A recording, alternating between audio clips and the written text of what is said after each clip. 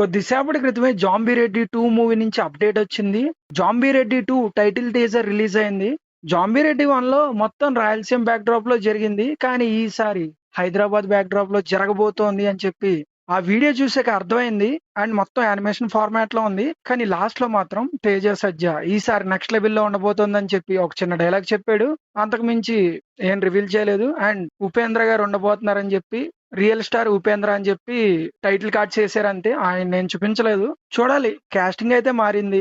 Obviously scene ఉంటాడు. Scene లేకుండా zombie Reddy అయితే ఉండదు. మిగతా కాస్టింగ్ అంతా మారొచ్చు. 2021లో చిన్న సినిమాగా రిలీజ్ అయ్యి పెద్ద విజయం సాధించింది.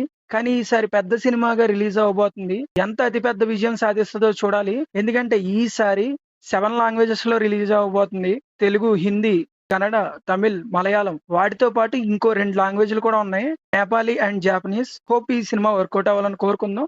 All the best to team zombie Reddy 2 next level.